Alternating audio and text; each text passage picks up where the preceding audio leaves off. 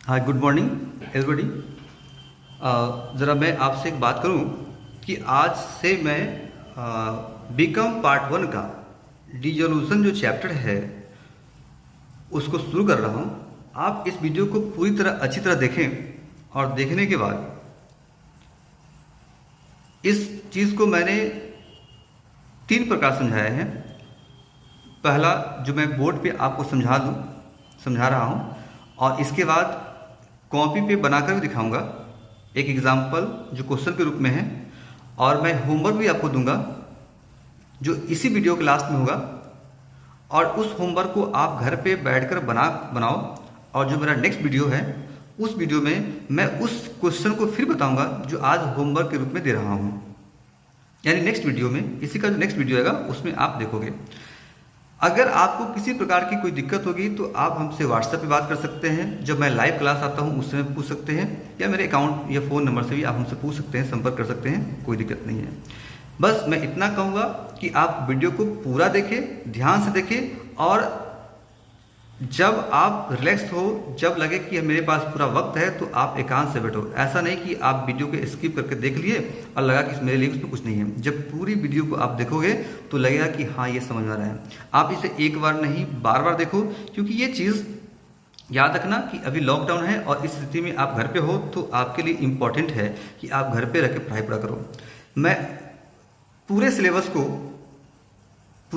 एक सीरीज के रूप में बनाकर दूंगा, ताकि आप जो है सो घर पे बैठ के अपनी पढ़ाई को पूरा कर सकें और आपको कहीं से न लगे कि हाँ, ये कम हो रहा है। अगर कोई दिक्कत हो तो आप कमेंट बॉक्स में जाकर कमेंट करेंगे और मुझे मैसेज करेंगे, हाँ सर ये दिक्कत हो रही है, मैं उसको सुधार करने की कोशिश करूँगा।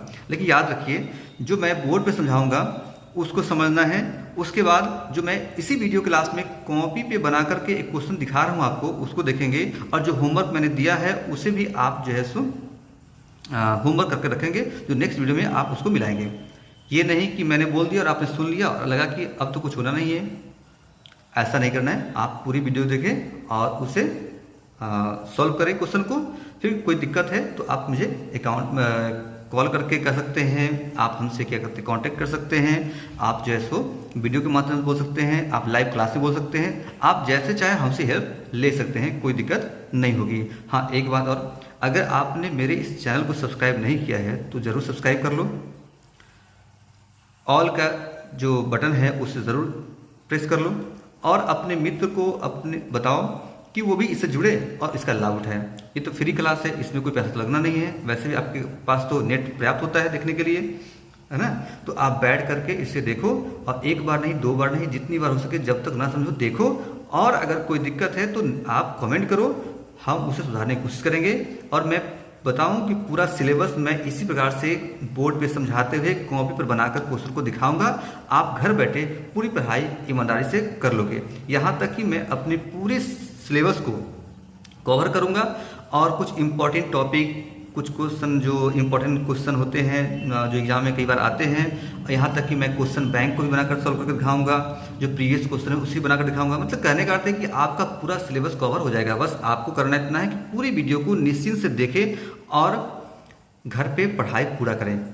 याद रखना, पढ़ाई का कोई शॉर्टकट नहीं होता है, ठीक है। तो चलिए हम चलते हैं अपने बोर्ड की तरफ और देखते हैं यहाँ क्या हम बता रहे हैं। ओके, तो आइए आज हम सबसे पहले सीखते हैं, ये हमारा बीकॉम पार्ट 1 जो है उसके सिलेबस का एक इम्पॉर्टेंट चैप्टर है, जो डिसोल्यूशन ऑफ पार्टनरशिप फॉर्म के नाम से जाना जाता है। तो आज यहाँ हम पढ़ेंगे कि एक फॉर्म का समापन यानी पार्टनरशिप का समापन कब और किन कंडीशन में होता है, और इसके अंतर्गत हम कौन कौन से अकाउंट्स खोलते हैं। तो चलिए शुरू करते हैं। पहले तो यहां पर हम देख पा रहे हैं कि एक वर्ड है डिसोल्यूशन। क्या लिखा है? डिसोल्यूशन। तो सबसे पहले इसका मतलब समझते हैं। डिसोल्यूशन का अर्थ होता है खत्म करना, यानी उसको टूट जाना, बंद हो जाना। और वहां लिखा है पार्टनरशिप फॉर्म, यानी एक साझेदारी फॉर्म जो है, जो पहले कई वर्ष चलता आ रहा है, आज किसी कारण से उसका समापन हो रहा है। तो इसे हम बोलते हैं डिसोल्यूशन ऑफ पार्टनरशिप फॉर्म, जिसे हिंदी में साझेदारी फॉर्म का विघटन भी कहा जाता है। तो एक बात मैं आपको बताना चाहूंगा कि पहले आप पार्टनरशिप फॉर्म यानी को समझे। तो पार्टनरशिप का अर्थ होता है कि जब दो या दो से अधिक व्यक्ति किसी काम को पूरा करने के लिए एक जगह इकट्ठे होते हैं और वो अपने काम को करते हैं, तो उनके बीच एक लिखित या मौखिक कुछ एग्रीमेंट होते हैं जो दोनों में से किसी प्रकार से हो सकते हैं। तो जब उस साझेदारी संगठन का अंत होता है तो उसे ही हम लोग पार्टनरशिप का डिसोल्यूशन बोलते हैं। इसके विषय में इंडियन पार्टनरशिप एक्ट, ध्यान कीजिएगा, इंडियन पार्टनरशिप एक्ट 1932 में कहा गया है कि द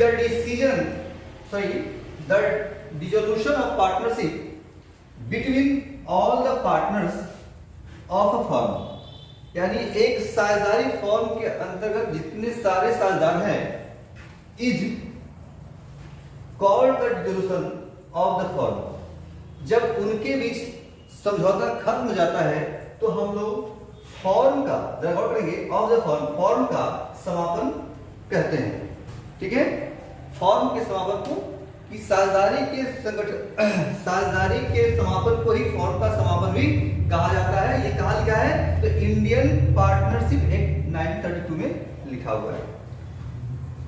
यानी कह सकते हैं कि एक साझेदारी संगठन के अंतर्गत जब किसी कारण से उनका समापन होता है तो उसे ही हम लोग फॉर्म का समापन भी कहते हैं। तो ये बात तो समझ गए हम लोग। अब जरा एक बात और समझने की कोशिश करते हैं कि आखिर, एक क्वेश्चन है कि एग्जाम में बार बार आते हैं, तो ध्यान कीजिएगा। क्वेश्चन है कि साझेदारी फॉर्म का विघटन किन किन परिस्थितियों में किया जाता है या किन किन परिस्थितियों में होता है, यानी कौन कौन से कारण है एक साझेदारी संगठन के विघटन यानी डिसोल्यूशन होने के। तो हम बात करेंगे, यहां लिखा है, हमने लिख दिया है, circumstance of dissolution of partnership, यानी एक साझेदारी संगठन का जो अंत है वो किन कारणों से होता है। तो सबसे पहला या बदलाव, तो सबसे पहला हमारा है change in profit sharing ratio. जरा गौर करेंगे, change in profit sharing ratio, इसका अर्थ ये हुआ कि अगर, तो ध्यान करेंगे, मान लेते हैं कि ए, बी और सी तीन पार्टनर्स हमारे फर्म में पहले से हैं और इनके बीच जो है 2, 3 और 1 का एक रेशियो जो प्रॉफिट शेयरिंग का है वो बनता आ रहा है। तो अब ये लोग चाहेंगे कि हम इसे रिमॉडलिंग करें या बदलाव करें, तो यहाँ पर ये चाहते हैं कि नहीं हम लोग इक्वल कर लेंगे, तो ये इक्वल करना चाहते हैं। तो इसके लिए क्या हुआ, यहाँ पर पार्टनरशिप जो हमारा है उसका विघटन माना जाएगा। आगे है एडमिशन ऑफ पार्टनर। एक साझेदार का जब किसी चलते हुए फॉर्म में प्रवेश होता है तो वहां पर भी जो रेशियो होते हैं पुराने साझेदार के, वो काफी हद तक बदल दिए जाते हैं। उसे भी हम लोग यहाँ पे एक रीजन मान सकते हैं पार्टनरशिप का डिसोल्यूशन का। ठीक है, दूसरा है रिटायरमेंट ऑफ अ पार्टनर, यानी एक साझेदार जब रिटायर करता है तो उसे भी हम मान सकते हैं। फिर लिखा है डेथ ऑफ अ पार्टनर, यानी एक साझेदार की जब मृत्यु होती है तो हम उसे ही मान सकते हैं। ठीक है, फिर वहां पर इंसॉल्वेंसी ऑफ पार्टनर, यानी एक साझेदार का जब दिवालियापन होता है तो उसे भी हम एक कारण मान सकते हैं साझेदारी फर्म के विघटन होने का। इसके अलावा कुछ और भी कारण है, लेकिन ये 5 इंपॉर्टेंट कारण हैं जिसके वजह से हमारे साझेदारी संगठन का विघटन होता है।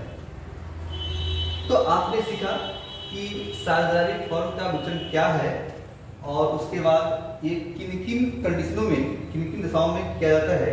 इससे सबसे पहला था change in profit sharing ratio, फिर एडमिशन ऑफ अ पार्टनर, फिर रिटायरमेंट ऑफ अ पार्टनर, फिर डेथ ऑफ पार्टनर, फिर इंसॉल्वेंसी ऑफ पार्टनर। यानी ये सारे कारण हैं और भी बहुत सारे कारण हैं। ठीक है, लेकिन ये ज़्यादा इंपॉर्टेंट है जो बार बार होते हैं, या फिर कह सकते हैं कभी कभी ऐसा भी होता है कि एक फॉर्म का, एक पार्टनरशिप का दूसरे पार्टनरशिप में कन्वर्ट हो जाना, ऐसा भी होता है। तो वो भी कारण हो सकता है, और भी बहुत सारे कारण हो सकते हैं बदलाव के, लेकिन ये 5 इंपॉर्टेंट कारण हैं। ठीक है, तो अब हम चलते हैं इसके नेक्स्ट स्टेप की ओर, जिसमें हम लोग सीखेंगे कि आपकी जब ये पार्टनरशिप का अंत होता है तो हम क्या क्या करते हैं।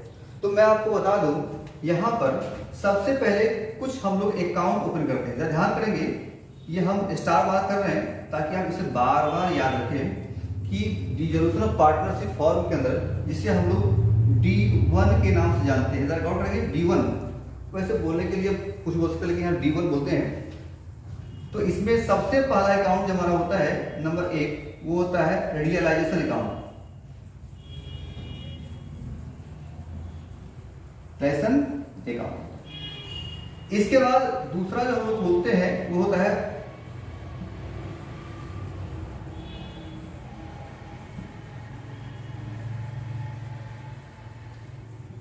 Partners capital account. फिर तीसरा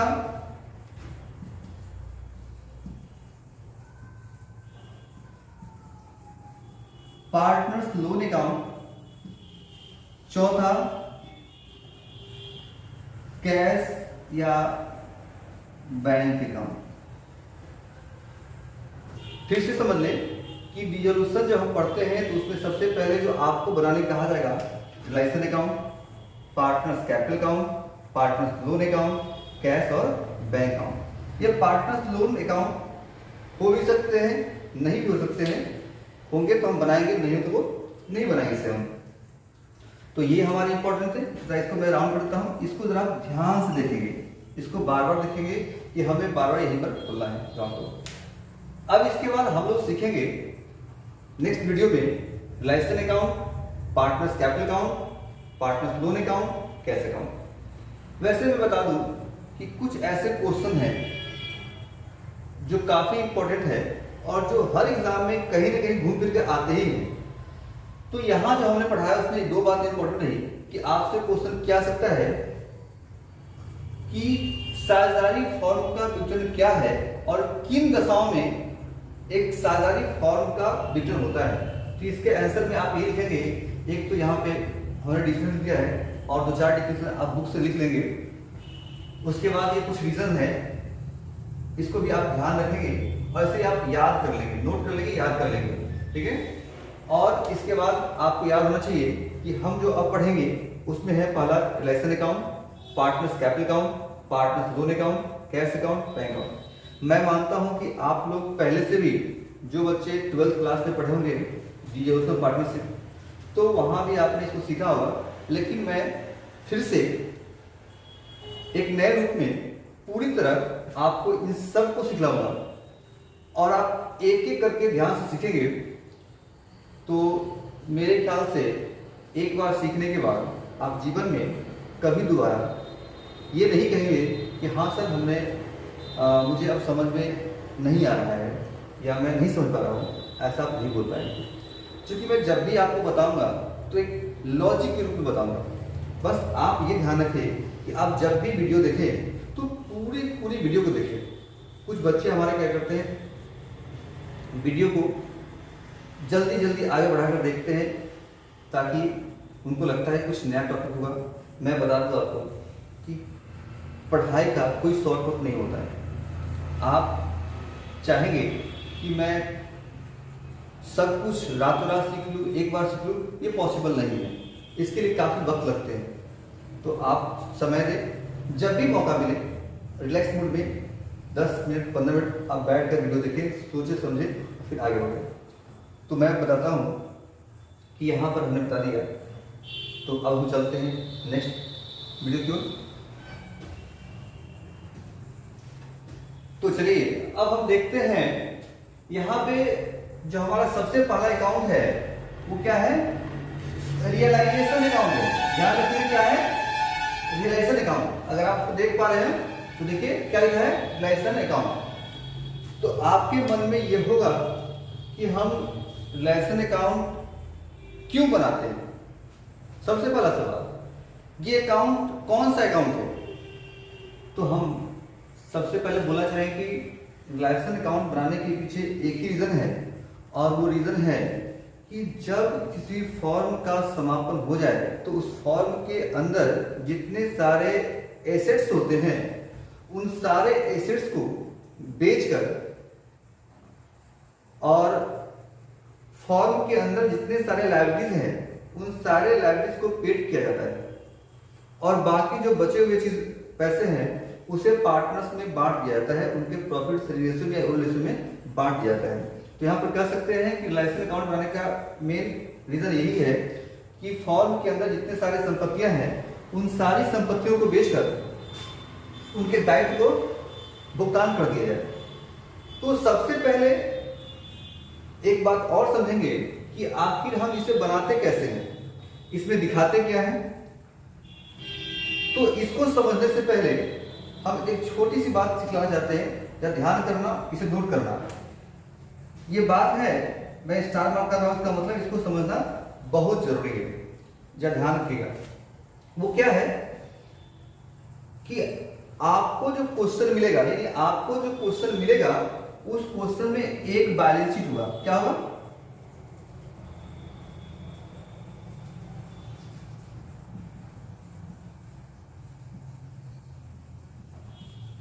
एक बैलेंस शीट होगा, यानी एक बैलेंस शीट पहले से क्वेश्चन में दिया होगा और उसके नीचे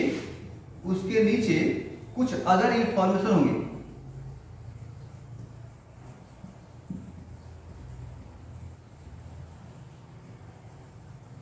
कुछ अदर इंफॉर्मेशन दिए होंगे। अब इन दोनों इंफॉर्मेशन से आपको रिलेशन अकाउंट बनाना है। तो सबसे पहला काम है, यहां पर हम लोग स्टेप बाय स्टेप आएंगे। क्या करेंगे? स्टेप बाय स्टेप आएंगे। तो मैं बता दूं, जरा ध्यान दीजिए। यहां पर सबसे पहले आपको ध्यान रखना है, यहां पर बैलेंस शीट में आना है। बैलेंस शीट का मतलब है कि जो बैलेंस शीट आपके क्वेश्चन में दिया वहां पे, तो बैलेंस शीट जैसे आएंगे तो आप देखेंगे कि यहाँ पर एक एसेट साइड है और ये लायबिलिटी साइड है, यानी ये संपत्ति पक्ष है और ये दायित्व पक्ष है। तो संपत्ति पक्ष में पहले आना है आपको, और यहाँ देखना है कि इनमें कौन कौन से ऐसे संपत्तियां हैं। गौर करेंगे, ऐसे कौन कौन से संपत्तियां हैं जिसे आप बेच सकते हो, जिसे आप बेच सकते हो। उन सारी संपत्ति को आप रिकॉर्ड कर लेंगे, उसको ध्यान रखेंगे।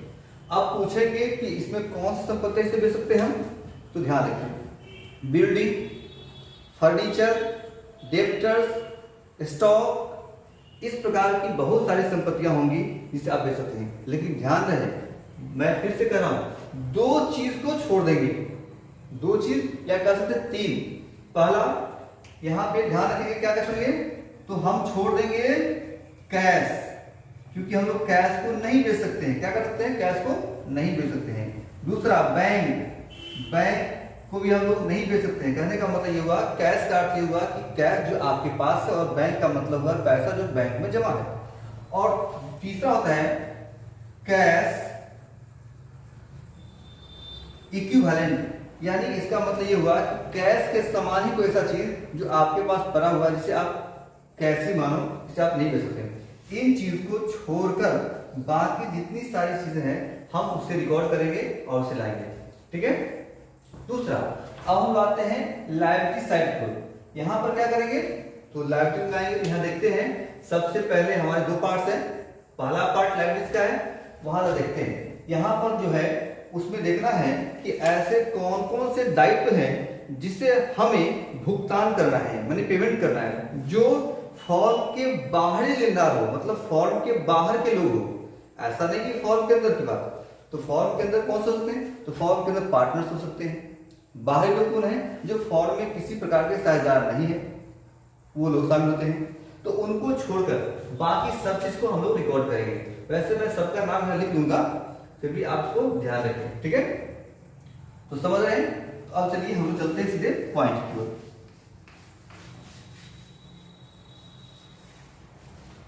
चलिए, तो एक समझेंगे कि हम लोग पहले बैलेंस शीट लेंगे, और बैलेंस शीट में हमारा जो एसेट साइड है और लायबिलिटी है। तो एसेट साइड में इसको हम नीचे लिखते हैं रियलाइजेशन अकाउंट। अब इसमें दो पार्ट्स हैं, तो क्या करेंगे, यहाँ का जो चीज़ है उसे क्रॉस करके यहाँ लाएंगे और यहाँ वाले को यहाँ लाएंगे, उल्टा लाएंगे। इस चीज़ को हम लोग ध्यान रखेंगे। तो सबसे पहले एक बात और सीखना है यहाँ पे कि हमने एक फॉर्मेट बनाया जिसमें आप देख रहे हैं कि डेट पार्टिकुलर जेफ अमाउंट, फिर डेट पार्टिकुलर जेफ अमाउंट दिया हुआ है। तो क्या ये पूरे फॉर्मेट बनाना जरूरी है? कुछ बच्चे कहना है कि सर बुक में तो ऐसा कुछ है नहीं, वहाँ तो सिर्फ पार्टिकुलर्स अमाउंट लिखा हुआ है। तो देखिए ध्यान की बात, यहाँ पर जो हमारे अकाउंट्स है, जब भी हम अकाउंट लिखते हैं तो वहाँ पे हम लोग एक पूरे फॉर्मेट बनाते हैं और कुछ चीज़ को छोड़कर, जैसे प्रॉफिट लॉस अकाउंट है, स्टेटमेंट अकाउंट है, तो वहाँ पर उनको छोड़कर बाकी जगह पे हम लोग लिखते हैं।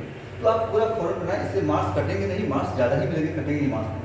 तो मेरा मानना है कि अगर डेट नहीं है तो कोई बात नहीं, आप डेट कॉलम बनाइए, इसको छोड़ देंगे कोई दिक्कत नहीं है, जेब बनाओ छोड़ देंगे कोई दिक्कत नहीं है, ठीक है। लेकिन रुपया का सिंबल देना, DRCR लिखना आप मत भूलना, ये कंपलसरी है। अब सबसे पहले है कि हम तो लिखते क्या है, तो सबसे पहले में आते हैं टू सन्ड्री एसेट्स। क्या लिखेंगे? Sundry assets. इसका मतलब क्या हुआ? सन्ड्री का मतलब है विविध, यानी विभिन्न प्रकार के, और एसेट्स मतलब संपत्तियां, यानी बैलेंस शीट के अंदर जो विभिन्न प्रकार की संपत्तियां हैं उन्हें हमको रिकॉर्ड यहां कर देना है। जैसे उसमें हमने बताया कि जो आपको, जिसको आप बेच सकते हो उसकी बात कर रहे हैं, जैसे बिल्डिंग, फर्नीचर, स्टॉक, डेब्टर्स,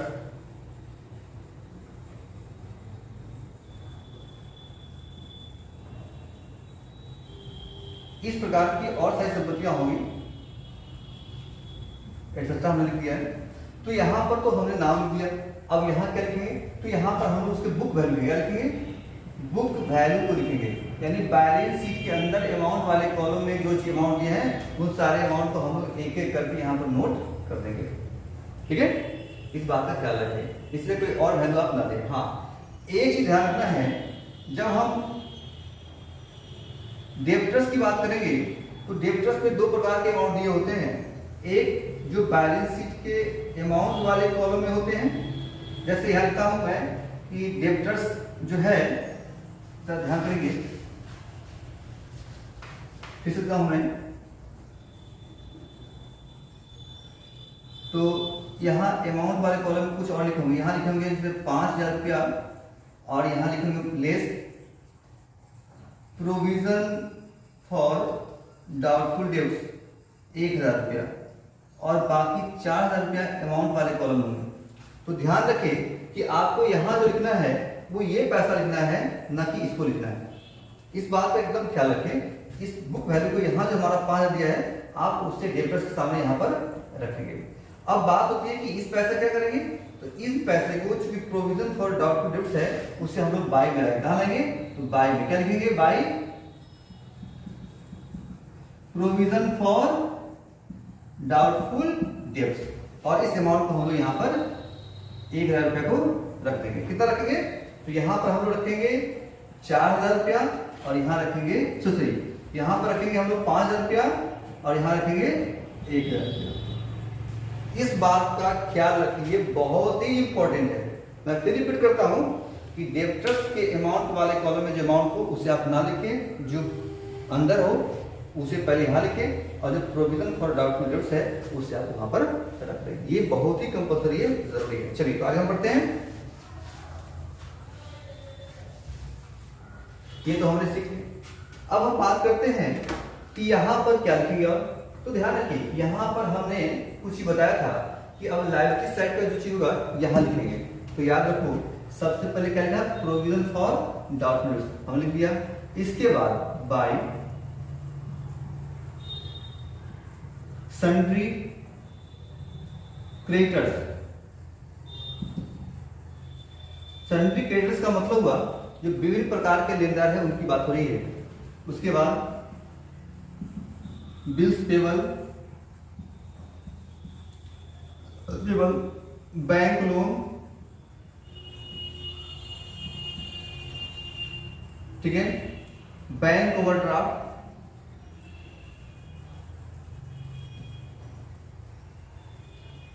ठीक है।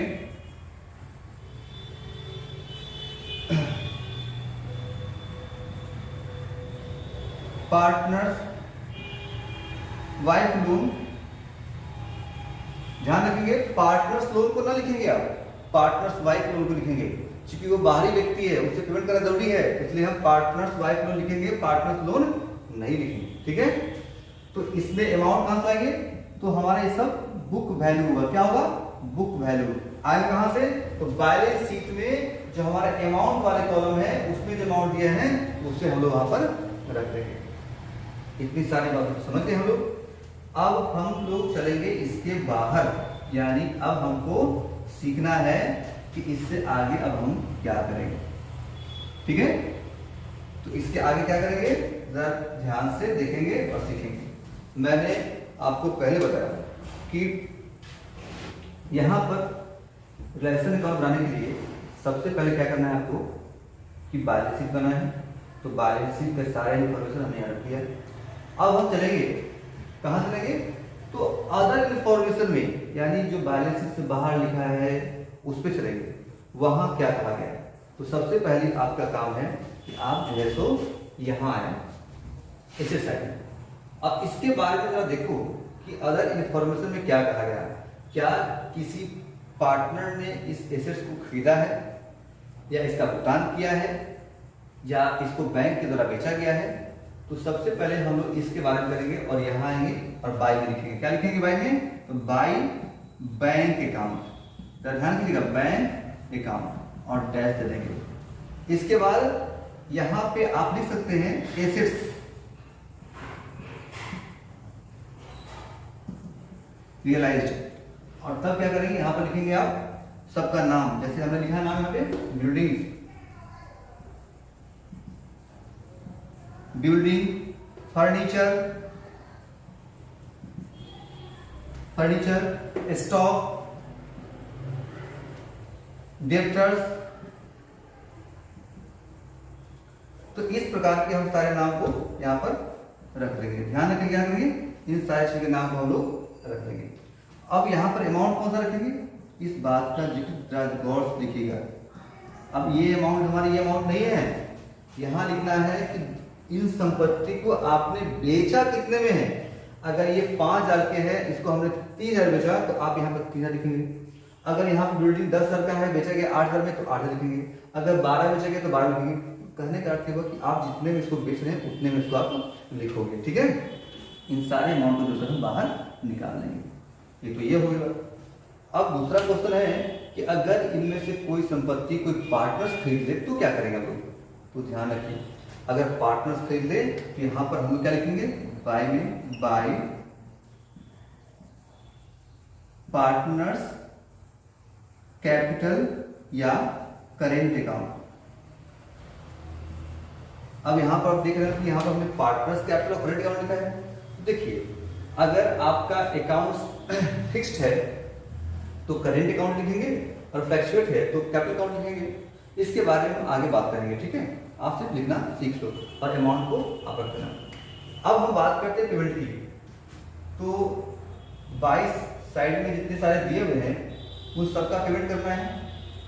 तो एक बात मुझे कहना है कि अगर अदर इन्फॉर्मेशन में इसके बारे में कोई सूचना नहीं है कि इस लेनदार को कितने में भुगतान किया गया, तो आप याद रखना आपको पूरा अमाउंट पेमेंट करना है। क्या करना है, पूरा अमाउंट को पेमेंट करना है। यदि नहीं कहा गया तो, जैसे मान लो यहाँ पे bills payable, bank loan, bank overdraft, partners wife loan लिखा हुआ है, तो इसमें से जो दिए हुए हैं तो कुछ चीज अदर इन्फॉर्मेशन में तो दिया गया है, जैसे बिल्स पेबल को पेमेंट कितने में करना है, बैंक लोन कितने में करना है, लेकिन बैंक ओवरड्राफ्ट और पार्टनर्स वाइफ लोन के बारे में कुछ मालूम नहीं है। तो आप पूरा पेमेंट करना। क्या करना, पूरा पेमेंट करना। जहाँ लिखते हैं, यहाँ क्या लिखेंगे, टू बैंक अकाउंट, और उसके बाद जितने सारे पेमेंट हैं, जैसे हम लिखेंगे बिल्स पेबल वो लिख देना, फिर लिखा है बैंक लोन, आप बैंक लोन लिख देना, फिर लिखा है बैंक ओवरड्राफ्ट, तो फिर आप बैंक ओवरड्राफ्ट लिख देना, फिर लिखा है पार्टनर्स वाइफ लोन लिख देना, और इन सारे अमाउंट को जो है बाहर निकाल देना। किन अमाउंट को, इसके बारे में जो अदर इन्फॉर्मेशन में कहा गया हो उस अमाउंट को, इतना तो कर देंगे। इसके बाद एक छोटा सी बात है और बहुत ही इम्पोर्टेंट है, ज़रा उसको समझना।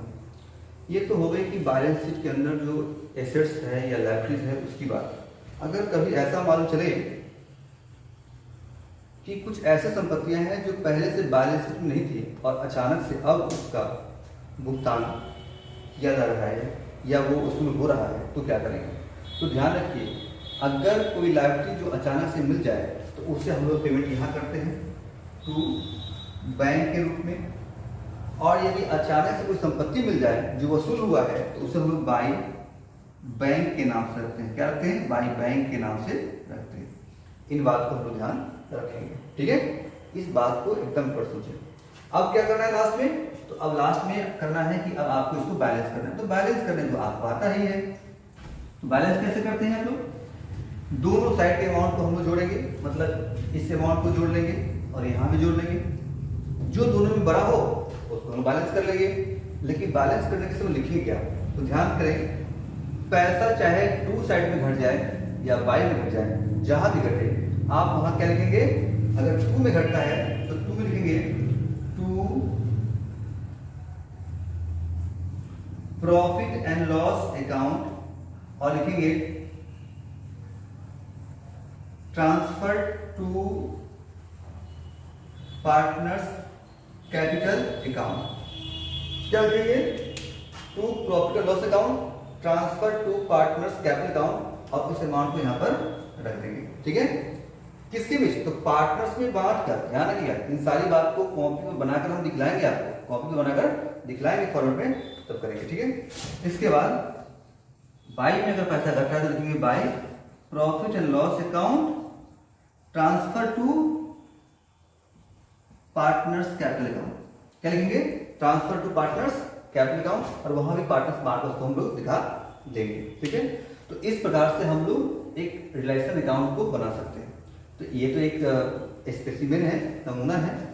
तो मेरे ख्याल से इसमें आपको पता नहीं कितना समझ आया होगा, लेकिन जब इस चीज़ को हम लोग प्रैक्टिकली क्वेश्चन पर बनाकर देखेंगे और इसका जो फॉर्मेट है उसको जब कॉपी पे हम लिख कर दिखाएंगे आपको, जो मेरा नेक्स्ट स्टेप हुआ है इसी वीडियो में, जो अगला पड़ाव है, तो उसमें आप उसको अच्छे से सीख पाएंगे, ठीक है?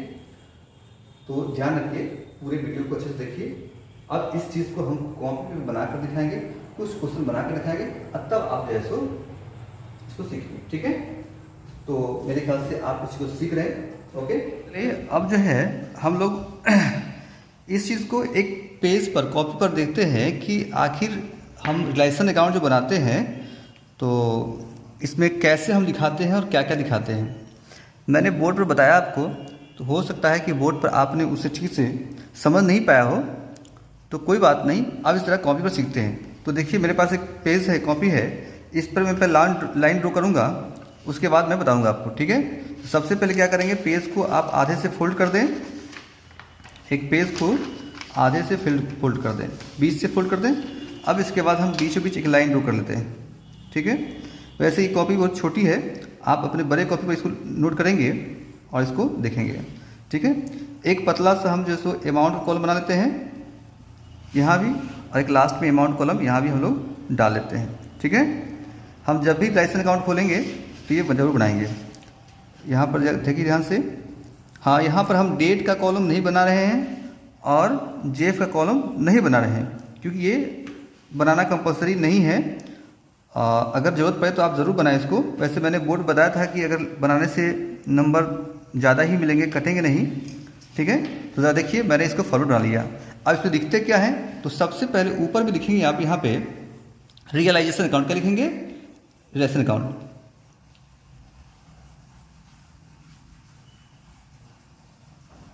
रिलेशन अकाउंट लिखेंगे। इसके बाद यहाँ जो कॉलम है ऊपर में हम क्या लिखेंगे? D R. क्या लिखेंगे?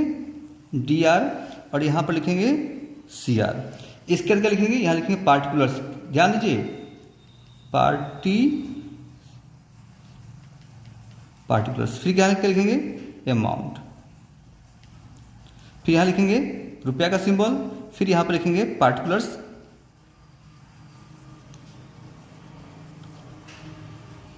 फिर यहाँ अमाउंट, यहाँ रुपया का सिंबल दे देंगे। इतना तो हम काम कर लिए। अब क्या करेंगे, यहाँ नीचे में ये है टू साइड और ये है बाई साइड, ये हम लिख लेंगे। ठीक है, यहाँ पर सबसे पहले कुछ बच्चे कहते हैं कि सर इसमें क्या लिखें, तो पहले आप क्या करेंगे, क्वेश्चन नंबर आप रखना ज़रूर सुनिए। जैसे क्वेश्चन 1 हम बना रहे हैं तो क्वेश्चन नंबर 1 करेंगे। इसके बाद यहाँ पर लिखेंगे सोल्यूशन। ठीक है, सोल्यूशन लिख करके तब आप इसको सॉल्व करेंगे। समझ रहे बात को? चलिए, तो अब क्या करते हैं, हम इसको समझते हैं प्रैक्टिकली रूप में। इसके कुछ नियम हैं। नियम तो कुछ नहीं है, नियम इतना ही है कि आपको सबसे पहले क्या करना है कि बैलेंस शीट में जाना है और बैलेंस शीट में जो क्वेश्चन हो उसके द्वारा इसको बनाते हैं। ठीक है, तो चलिए हम डायरेक्टली इसके क्वेश्चन पे आते हैं, एक क्वेश्चन पे आते हैं। तो चलिए, मेरे पास एक बुक है जिसे मैं बीकॉम पार्ट 1 की बुक है। इस बुक का यानी इस बुक का जो क्वेश्चन है जरा उस पर हम जाते हैं सीधे। तो जरा देखिए, हम सीधे क्वेश्चन एग्जाम्पल पे नहीं आते हैं, एक क्वेश्चन पे आते हैं। सॉरी, यहाँ पे हम क्वेश्चन लेते हैं। चलिए, ये हमारे पास एक क्वेश्चन है, ज़रा गौर से देखिए ध्यान से, ये दिख रहा होगा आपको। ये क्वेश्चन है जो सॉरी एक मिनट हो गया। हाँ, अब हम आते हैं। ये हमारा एक क्वेश्चन है, ज़रा गौर से देखिए, ये दिख रहा होगा आपको, पूरी तरह दिख रहा होगा। देखिए इधर, यहाँ से पहले इस क्वेश्चन को हम लोग समझते हैं। यहाँ जो क्वेश्चन दिया गया है, इधर क्वेश्चन होते हैं, ये क्वेश्चन नंबर 1 है। क्या है? क्वेश्चन 1 है। क्या लिखा है, जरा गौर से पढ़ेंगे इसको। लिखा है the following balance sheet as prepared on 31 March 2017, यानी ये 2017 का एक बैलेंस शीट है जिसके अंदर क्या क्या दिया हुआ है, जो देखते हैं। ये हमारा एसेट साइड है। एसेट साइड में क्या दिया हुआ है, बैंक है, स्टॉक है, डेब्टर्स है, प्रोविजन है, फिक्स एसेट्स है, यहाँ क्रेडिटर्स है, रिजर्व फंड है, कैपिटल है और इधर कैपिटल दिया गया हुआ है। इसके बाहर अदर इन्फॉर्मेशन जो दिया है उसमें है stock, debtors, fix assets, expenses on relation, यानी ये क्या हुए, ये सारी संपत्ति वसूल हुए हैं, यानी इन संपत्ति को बेचकर हम यहाँ वसूल कर रहे हैं और वसूल करने में आपने इतना रुपया खर्च भी किया है। आगे लिखा है कि Vimal and Shyamal share profit in the ratio of 2:3, यानी वो जो आपस में रेशियो बांटते हैं प्रॉफिट शेयरिंग का, वो 2 और 3 का है। आगे लिखा है make entries in the books of the firm to close its books and prepare relation accounts. जब ध्यान करेंगे, यहाँ पर क्या करना है, आपको एक रिलेशन अकाउंट सॉल्व करना है, बनाना है, बैंक अकाउंट खोलना है और पार्टनर्स कैपिटल अकाउंट खोलना है। लेकिन इस क्वेश्चन में पहले मैं सिर्फ एक चीज़ सिखलाऊंगा आपको, वो है केवल क्या सिखलाएंगे, केवल रिलेशन अकाउंट। ठीक है, तो आप रिलेशन अकाउंट जो है यहाँ पर ध्यान से देखें। तो एक बात जो मैं बार बार कहता हूँ कि आपको देखना है कि सबसे पहले क्वेश्चन को समझना है, क्योंकि कहा जाता है कि यदि किसी क्वेश्चन को आप समझ लेते हैं तो 50% सोल्यूशन तो वहीं हो जाता है, बाकी 50% हम सॉल्व करते हैं। तो इस क्वेश्चन में मैंने आपको फॉर्मूला बताया है कि जब भी रियलाइजेशन अकाउंट बनाएंगे तो वहाँ पर कुछ चीज़ को याद रखेंगे। जैसे एसेट साइड में आएंगे पहले क्वेश्चन में, तो देखेंगे इनमें से कौन से ऐसी संपत्तियाँ हैं जिसको हम बेच सकते हैं। अब देखो यहाँ ध्यान से, बैंक को हम नहीं बेच सकते हैं। क्यों नहीं बेच सकते हैं? क्योंकि ये पैसा बैंक में पड़ा हुआ है, तो ऑलरेडी कैश है, इसको छोड़ देंगे। स्टॉक हम बेच सकते हैं, तो इसको हम ले लेंगे, इसको हम पॉइंट कर देते हैं, इसको ले लेंगे। डेब्टर्स यानी देनदार को हम बेच सकते हैं, यानी वसूल हो सकता है पैसा, इसे हम ले सकते हैं। यहाँ पर 2 चीज़ लिखा हुआ है, डेब्टर्स जो इसका अमाउंट 9,000 रुपया अंदर दिया गया है और प्रोविज़न जिसका अमाउंट 500 रुपया अंदर दिया हुआ है, फिर अमाउंट बाहर 8,500 निकाला गया है। तो मैंने आपको ऊपर भी सिखलाया कि डेब्टर्स के केस में एक बात को ध्यान रखिए कि जब भी डेब्टर्स के बारे में इस प्रकार का इन्फॉर्मेशन आए तो आप इस अमाउंट को ख्याल रखेंगे और इसको ख्याल रखेंगे। इसको आप भूल जाएंगे, इसको आप भूल जाएंगे, इन दोनों को ख्याल रखेंगे। ठीक है, तो हम इसको ख्याल रखेंगे। यहाँ है फिक्स एसेट्स, तो इसको भी ले लेंगे, यानी इन चीज़ को आप बेच सकते हो या बेचकर पैसा वसूल कर सकते हो।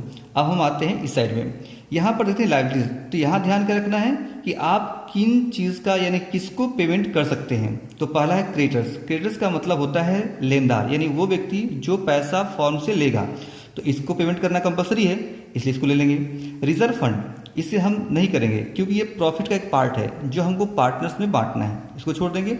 आगे बढ़ते हैं, यहाँ तो कैपिटल ही है, यानी विमल और श्यामल जो पार्टनर्स हैं उनका कैपिटल दिया हुआ है, तो इनको तो पेमेंट करना नहीं है अभी फिलहाल क्योंकि पार्टनर्स हैं। तो चलिए हम आगे बढ़ते हैं। आगे लिखा है कि इन संपत्ति को जरा गौर से देखेंगे, क्या लिखा है, the partners decided to dissolve the firm as on the date of balance sheet, यानी जब बैलेंस शीट बनाया गया था, फॉर्म कंडीशन हुआ था, उस समय का ये आपका इन्फॉर्मेशन है। यानी यहाँ पर देखिए स्टॉक जो 8,000 का है उसे अब बेच कर कितना वसूल किया गया, 6,500 किया गया। डेब्टर्स जो 9,000 का था इससे कितना वसूल हुआ, 8,000 वसूल हुआ। फिक्स एसेट जो हमारा 30,000 का था उससे कितना वसूल हुआ, 28,500 वसूल हुआ। तो इन चीज़ को ध्यान रखना है।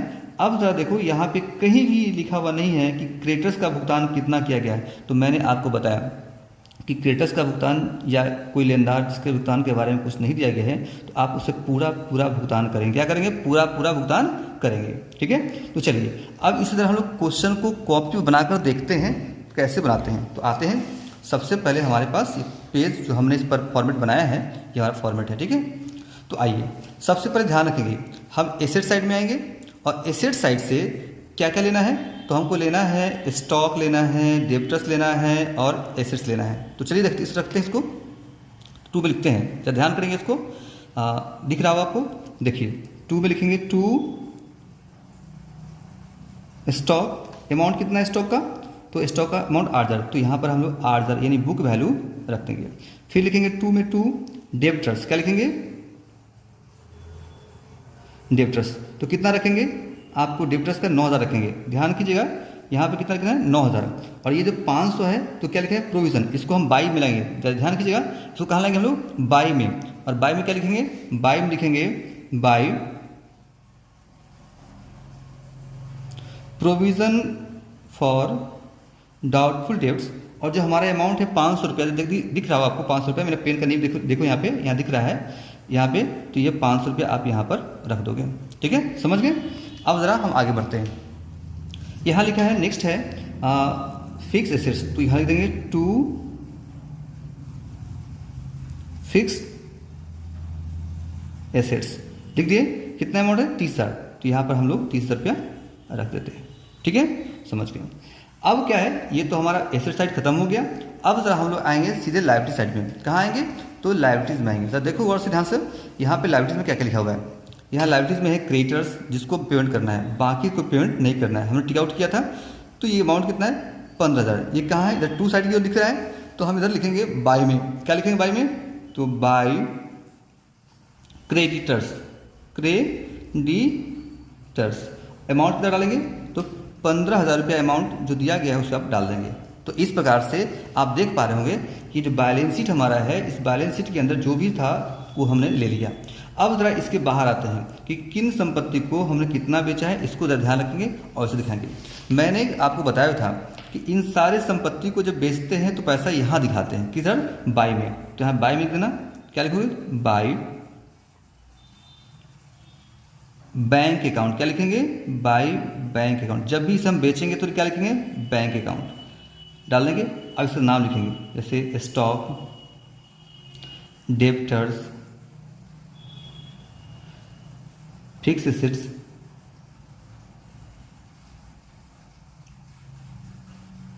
अब इसको ये अमाउंट नहीं डालेंगे, इस अमाउंट को नहीं डालेंगे, हम डालेंगे जो इसको बेचकर वसूल हुआ है। तो कितना वसूल हुआ था, जरा क्वेश्चन को देखिए, यहाँ पर दिख रहा होगा, यहाँ पे हमने देखें, मेरा पेन का नीब देख रहे हो, स्टॉक 6,500, तो स्टॉक के सामने हम लिखेंगे 6,500।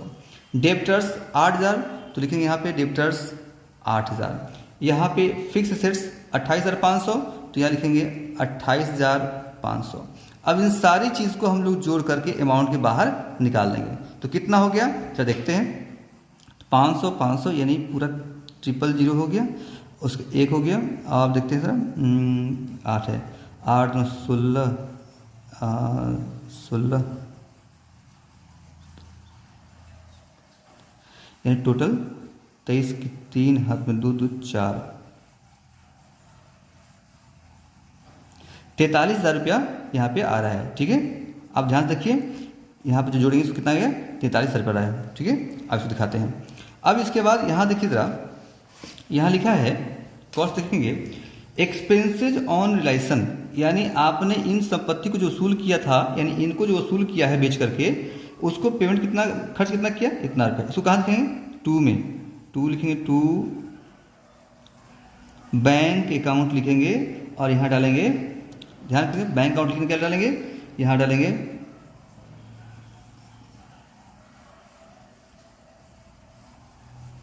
रिलाइजेशन एक्सपेंसेस, ठीक है, और अमाउंट डाल देंगे आप 1100 रुपया। क्या डालेंगे? अमाउंट आप 1100 रुपया रख देंगे, हो गया। लेकिन यहाँ पर आप देख पा रहे होंगे कि यहाँ जो हमारा क्वेश्चन है क्रेडिटर्स, इसके पेमेंट के बारे में कुछ नहीं कहा गया है। तो आप क्या करेंगे, इसका पूरा पेमेंट यहाँ कर देंगे। लिखेंगे क्या? तो आप लिखोगे टू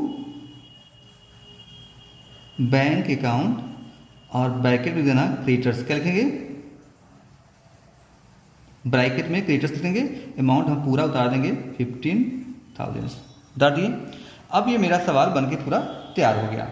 अब क्या करना है, इसको बैलेंस करना है। तो थोड़ा सा लाइन छोटा पड़ रहा है, इसको लाइन थोड़ा हम बड़ा कर लेते हैं। ये छोटी कॉपी थी तो इसको थोड़ा बड़ा कर लेते हैं हम। क्या ध्यान से देखो, अब इस पर हम आते हैं, फोकस करते हैं। अब क्या करेंगे, हम दोनों तरफ के अमाउंट को जोड़कर देखेंगे कि दोनों में बड़ा कौन सा है, दोनों में बड़ा कौन सा है। तो देखते हैं, यहाँ पे 15,000 30,000 पहले दिया हुआ है, तो इसका मतलब है कि हमारा ये अमाउंट बड़ा होना चाहिए, लेकिन वैसा नहीं होगा। इसको हम रफ में जोड़कर देख सकते हैं, ठीक है। एक मिनट, चलिए। तो देख पा रहे हैं यहाँ पे हम कि जो हमारा यहाँ पे क्वेश्चन है, तो उसको पहले क्या करेंगे, हम दोनों को अलग अलग रफ में जोड़ लेंगे। तो देखिए, हमने यहाँ लिखा है, यहाँ पे आप दिख रहा होगा कि हमने यहाँ वर्किंग नोट लिखा है। तो आप जब भी किसी क्वेश्चन को, एक खासकर अकाउंट में जब भी किसी क्वेश्चन को आप बनाते हो, तो उसका जितना सारा इन्फॉर्मेशन है, जो भी आप लिखते हो, उस सबको वर्किंग नोट डाल करके आप लिखा करो। इससे क्या होगा, मार्क्स आपके ज़्यादा आएंगे, ठीक है। तो मैं देखिए आप यहाँ पे, तो मैं क्या किया मैंने कि DR साइड का जितने सारे अमाउंट्स है, हमने इसे एक जगह लिख लिया।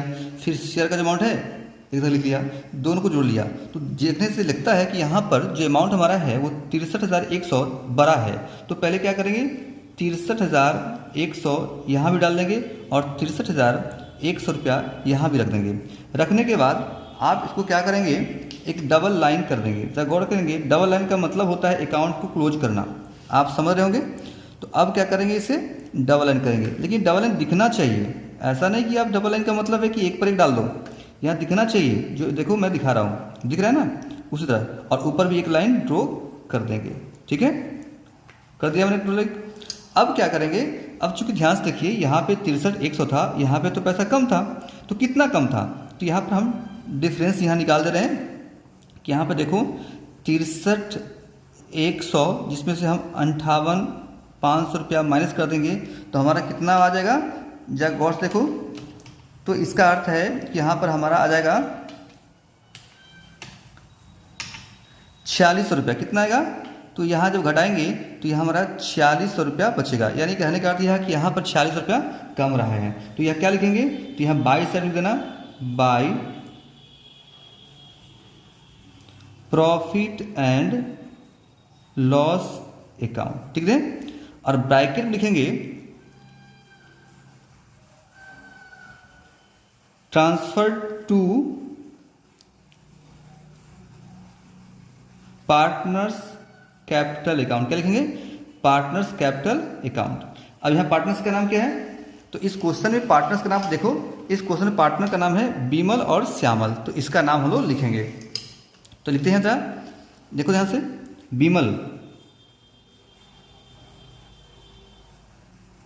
बिमल और श्यामल, ठीक है। अब अमाउंट को, कितने अमाउंट को, तो अमाउंट जो हमारे यहाँ पे आता है 4600 रुपया। इस अमाउंट को हम लोग क्या करेंगे, यहाँ पर लिखेंगे 4600, यहाँ भी लिखेंगे 4600 गुने रेशियो कितना है।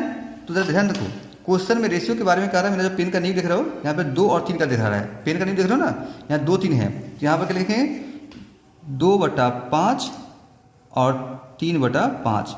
अब ये 5 कहाँ से आ गया, तो ध्यान दो, 2 और 3 का मतलब है 2 3 5, यानी 2/5 और 3/5 ये हमारा होता है, ठीक है। अब इसको हम लोग ज़रा इसको बांट लेंगे, ठीक है। तो जब 4600 को आप 2/5 में बांटोगे, तो आपका 1840, यानी एक का यहाँ पे 1840 रुपये, और दूसरे का कितना आएगा, जरा देख लेते हैं। तो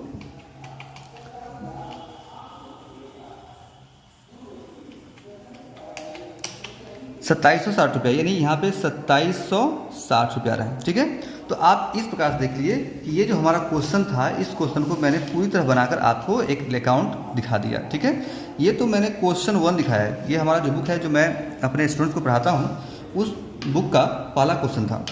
अब बात यह है कि मैंने आपसे कहा था कि आप आज से, यानी ये जो वीडियो आप देख रहे हो, इस वीडियो के बाद आपका एक स्टेप बाय स्टेप रोज़ प्रतिदिन एक जो है सो वीडियो जाएगा, जिसमें मैं आपको कुछ क्वेश्चन बनाकर दिखाऊंगा, बाकी क्वेश्चन जो है सो कि आप खुद बनाकर देखेंगे। तो चलिए अब हम चलते हैं नेक्स्ट स्टेप की ओर। तो मेरे ख्याल से आप इसे समझ गए होंगे। अगर आप इसको समझ नहीं पा रहे होंगे तो इस वीडियो को फिर से रिपीट करके 2 बार देखो, 3 बार देखो, इस क्वेश्चन को बनाकर देखने की कोशिश करो। ये क्वेश्चन याद रखना, ये VVI है, मैं लिख देता हूँ, ये VVI है, यानी ये क्वेश्चन कई बार एग्जाम में आ चुका है। ठीक है, तो इसे आप बार बार देखते रहो। अब जरा चलते हैं नेक्स्ट वीडियो। तो मैं आपको होमवर्क दे रहा हूँ, गौर करना, क्या कर रहा हूँ, मैं आपको एक होमवर्क दे रहा हूँ।